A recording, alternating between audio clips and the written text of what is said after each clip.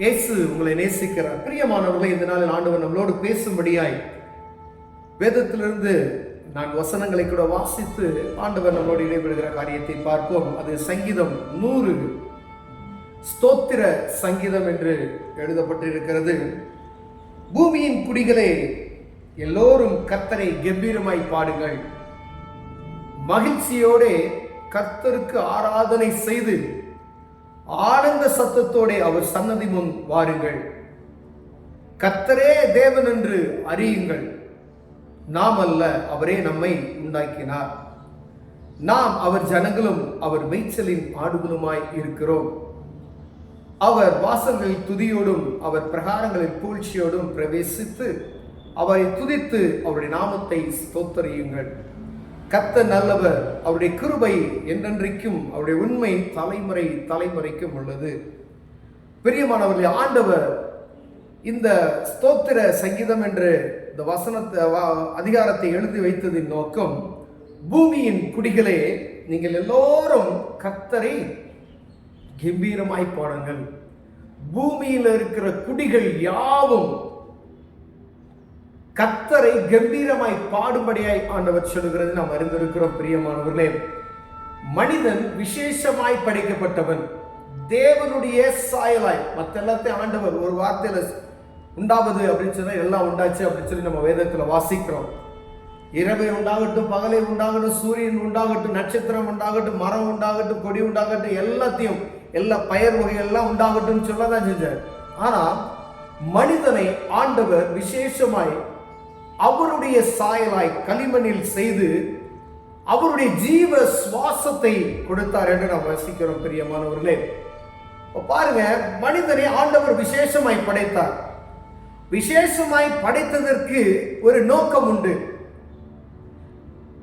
தேவன் நம்மை படைத்ததற்கு அவரை துதிக்கும்படியாய், அவர் என்னுடைய பிள்ளைகள், அவர் என் நாமத்தை சொல்லி வருவார்கள்.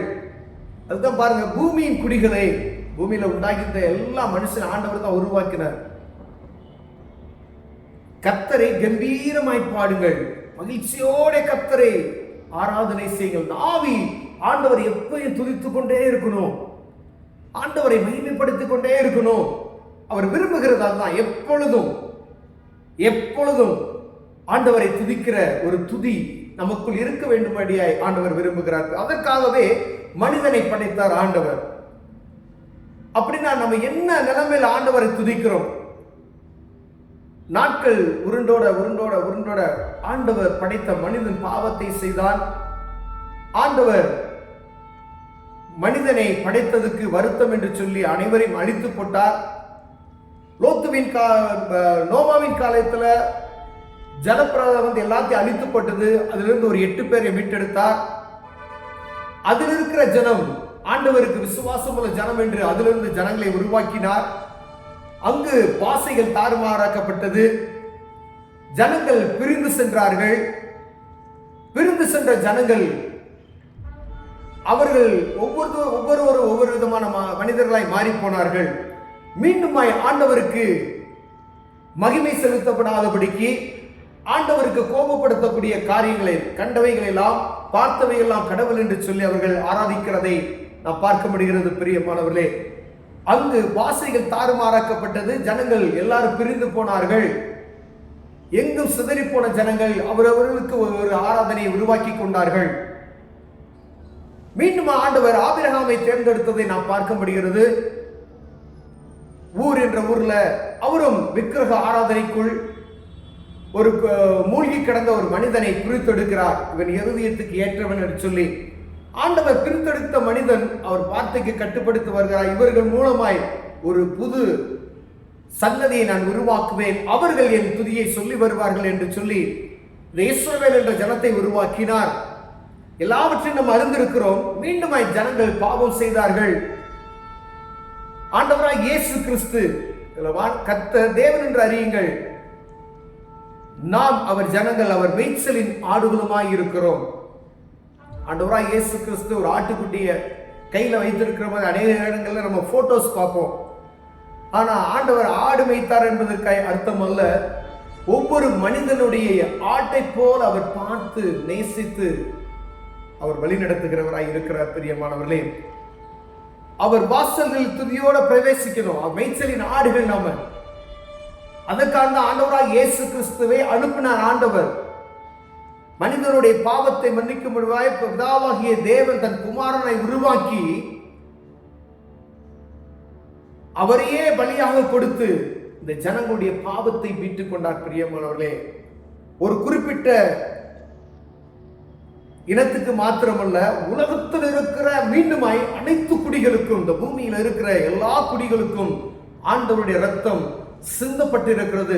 இது யாரெல்லாம் விசுவாசிக்கிறாங்களோ, இது எங்கெல்லாம் கேட்கப்படுகிறதோ, இது யாரெல்லாம் புரிந்து கொள்கிறார்களோ, யாரெல்லாம் விசுவாசிக்கிறார்களோ, பாவ மன்னிப்பின் நிச்சயத்தை பெற்றுக் கொள்ளும்படியாய் ஆண்டவர் ஒரு கிருபையை நமக்கு தந்திருக்கிறார். ஏனென்றால் இது கடைசி காலம் என்று. அவர்கள் அவருடைய துதியை மீண்டுமாய் சொல்லும்படியா அவர் வாசல்கள் துதியோடும் அவர் பிரகாரங்களில் புகழ்ச்சியோடு பிரவேசித்து அவரை துதித்து அவருடைய நாமத்தை ஸ்தோத்திரியுங்கள் அப்படின்னு போட்டப்பட்டிருக்கு. அப்ப ஆண்டவர் ரட்சிப்புக்குள்ள நடத்தப்பட்ட ஒவ்வொருவரும் அறிந்து கொண்ட காண்கின்ற ஒவ்வொருவரும் ஆண்டவருடைய நாமத்தை மகிமைப்படுத்தி கொண்டே இருக்க வேண்டும் என்பதே ஆண்டவருடைய பிரியம். ஆனால் மனிதனுடைய இருதயம் கேடுள்ளதாய் இருக்கிறது என்று ஆண்டவர் அறிந்திருக்கிறார். இஸ்ரவேல் ஜனங்களை வழிநடத்தி வந்த போதெல்லாம் பாருங்க, அவங்க புரட்டாட்டமான ஜனங்கள், இவர்கள் வணங்கா களத்துள்ள ஜனங்கள் என்று ஆண்டவர் கோபப்படுகிறதை நாம் பார்க்கப்படுகிறது மோசேயின் இடத்துல. ஆனாலும் ஆண்டவர் மிகவும் இரக்கமுள்ள தேவன். அவர் சொந்த குமாரனே கொடுத்து நம்மளை மீட்டுக் கொண்டிருக்கிறார். பிரியமானவர்களே, அந்த ஸ்தோத்திரம் சங்கீதமாகி இந்த சங்கீதம் நமக்கு கற்றுக் கொடுக்குவது என்னவென்றால், எப்பொழுதும் அவரை துதித்துக் கொண்டு இருப்பதே அவர் பிரியம். ரட்சிப்பின் அனுபவத்தை பெற்றுக்கொண்ட மனிதர்கள் புறஜாதி ஜனங்கள் பாருங்க, ஆண்டவரை இயேசு கிறிஸ்துவை அறியாத மற்ற மதத்திறவங்க இருக்கா பார்த்தீங்களா, ரொம்ப பயபக்தியா இருப்பதை நாம் பார்க்க முடிகிறது. எங்கேயாவது ரோட்ல போகும்போது, கார்ல போகும்போது ஒரு கோயிலை பார்த்துட்டாங்கன்னா அவங்க சாஸ்தாங்கமா கீழே விழுந்து பணிந்து கொள்கிற பக்தியுள்ள மனிதர்களை, ஆண்டவர் அப்படிப்பட்ட மனிதர்களை தான் தேடுகிறார். எப்பொழுதும் என்னை ஆராதிக்கிறவரை எந்த இடம் வெட்கப்படாதபடிக்கு எச்சூழ்நிலையை அவரை ஆராதிக்கிற ஜனங்களை ஆண்டவர் தேடிக்கொண்டிருக்கிறார். பிரியமானவர்களே, அவருக்காய் அவர் தான் நீ உலகத்தின் வழியாக நடந்து சென்றாலும் அவர் எப்பொழுது நினைத்து கொண்டிருக்கணும், அவரை துதித்துக் கொண்டு என் ஆவி அவரை துதித்துக் கொண்டே இருக்கும்படி ஆண்டவர் விரும்புகிறார். நீங்க வியாபாரம் செய்யலாம், நீங்க வியாபாரம் செய்யும் போது உங்க ஆவி வந்து என்ன செய்யணும், ஆண்டவரோடு இடைப்பட்டுக் கொண்டே இருக்கணும், அவரோடு பேசணும், அதான் விரும்புகிறார். நீங்க ஊழியக்காரங்களா இருக்கலாம், ஊழியம் செய்த நேரங்களிலும் கூட மற்ற நேரங்களிலும் வெளியில கடந்து செல்லும் பொழுது மற்றவர்கிட்ட பேசும் பொழுது ஆவி ஆண்டவரோடு இடைப்படுகிறோம். அப்படி இருக்கும்படியாய் ஆண்டவர் சொல்லுகிறார். அதுக்கு அந்த ஸ்தோத்திர சங்கீதம். எப்பொழுதும் அவரை துதியுங்கள், கர்த்தர் நல்லவர், அவருடைய கிருபை என்றென்றைக்கும், அவருடைய உண்மை தலைமுறைக்கும் உள்ளது. தலைமுறை உலகம் அழியும்படி அவருடைய கிருபை இருக்கும். என்னைக்கு அவர் சொல்றார் அன்னைக்கு தான் மூடலாம். அது வரைக்கும் அவருக்கு பிரியமானவர்களை அழைத்து அழைத்து அழைத்து இவர்கள் என் துதியை சொல்லுவார்கள் என்று சொல்லி, ஆண்டவர் என் புள்ள எப்போ வருவான், நான் படைத்த இந்த மனிதன் எப்போ வருவான், ஒவ்வொருவரையும் அவருடைய கருத்துக்குள் கூட்டி சேர்க்கும்படி ஆண்டவர் விரும்புகிறார். பிரியமானவர்களே, இதை கேட்டுக்கொண்டிருக்கிற அன்பு சகோதரனே சகோதரியே, ஆண்டவர் உங்களோடு இடைபெடுவாரானால் வானத்தையும் பூமியும் அண்ட சராசரங்களை சிருஷ்டித்த தேவன் மனிதனை அவருடைய சாயலில் உருவாக்கி அவருடைய ஜீவ சுவாசத்தை கொடுத்தார். மிருகத்தில் இருக்கக்கூடிய சுவாசம் வேறு, மனிதனுக்குள்ள காணப்படுகிற சுவாசம் வேறு. மனிதனை உருவாக்கி ஆண்டவர் அவன் நாசிலே அவருடைய ஜீவ சுவாசத்தை ஊதினார், அவன் ஜீவன் பெற்றான் என்று. அதுதான் அந்த ஆத்மா மரித்து போனது எங்க போதான், ஆண்டவர் சமூகத்துக்கு போகுது அப்படின்னு சொல்லப்படுகிறது. அப்ப நம்ம எவ்வளவு கவனமா இருக்கணும், எவ்வளவு ஞானமுள்ளவர்களாய் காணப்படணும். அவரை அறிகிற அறிவு எனக்கு உண்டாகணும். அவரை அறிந்து கொள்ளும்படியாய் எப்படியாவது தேடி தடவினாலும் அவரை அறிந்து கொள்ளும்படி ஆண்டவர் விரும்புகிறார். பிரியமானவர்களே, அங்கு சுவிசேஷம் அறிவிக்கப்படுகிறது. அதை பார்ப்பவர்களுக்கு இவர்களுக்கு வேறு வேலை இல்லை, ஏதோ சொல்லிட்டு வராங்க அப்படின்னு. நோவாவின் காலத்திலையும் அவர் வேலையை செய்து கொண்டிருக்கும் பொழுது எல்லா ஜனங்களும் பைத்தியக்காரன் சொல்லியிருப்பாங்க. ஏதோ ஒரு மாதிரி செய்யலாம், போட்டுன்னா என்னன்னு தெரியாது அவங்களுக்கு.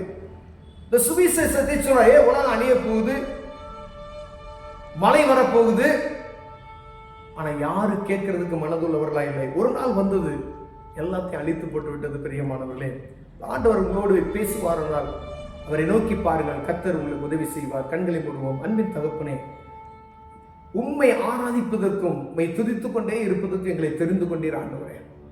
எப்பொழுதும் உம்மை துதிக்கிறவர்களாய் நாங்கள் காணப்பட உதவி செய்யும். இயேசுவின் நாமத்தில் பிதாவே, ஆமென்.